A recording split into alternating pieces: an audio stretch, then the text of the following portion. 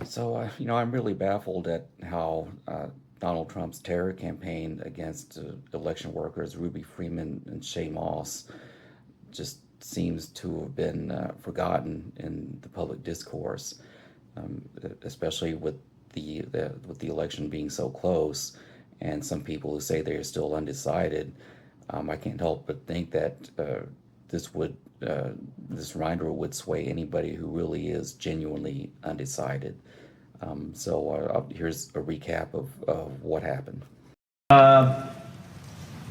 At least 18,000, that's on tape. We had them counted very painstakingly. 18,000 voters having to do with Ruby Freeman. She's a vote scammer, a professional vote scammer. Now, by that point, Trump had already been advised by his own Justice Department officials that there was nothing to the allegations about the vote scamming. We've done dozens of investigations, hundreds of interviews. The major allegations are not supported by the evidence developed. We've looked at Georgia, Pennsylvania, Michigan, Nevada. We're doing our job. Much of the info you're getting is false. And I said, okay, well, with regard to Georgia, we looked at the tape, we interviewed the witnesses. There is no suitcase. The president kept fixating on this suitcase that supposedly had fraudulent ballots and that the suitcase was rolled out from under the table.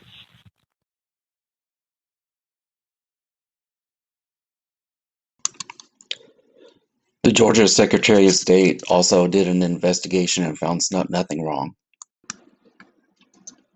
Everybody in Trump's inner circle was telling him to give it up, except for one person.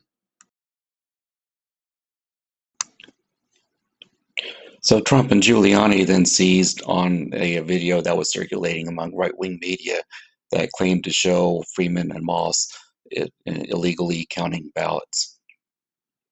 And this video was later debunked, and OAN and other right-wing outlets that had circulated were sued by Freeman and Moss. Freeman and Moss were publicly singled out during a hearing in front of the Georgia legislature.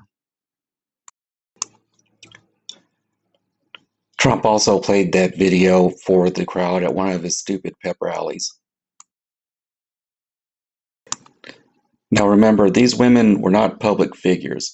They were doing a modestly paid job, did it honestly, and that still got them in the crosshairs of all this violence and harassment and intimidation.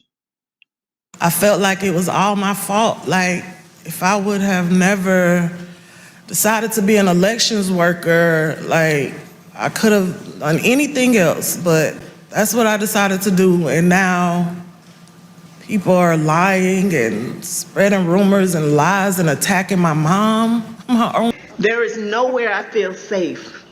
Nowhere. Do you know how it feels to have the President of the United States to target you? The President of the United States is supposed to represent every American. Out of curiosity, I went dumpster diving into Trump's social media app, and even going into 2023, he still couldn't let go of this delusion that Ruby Freeman cheated him.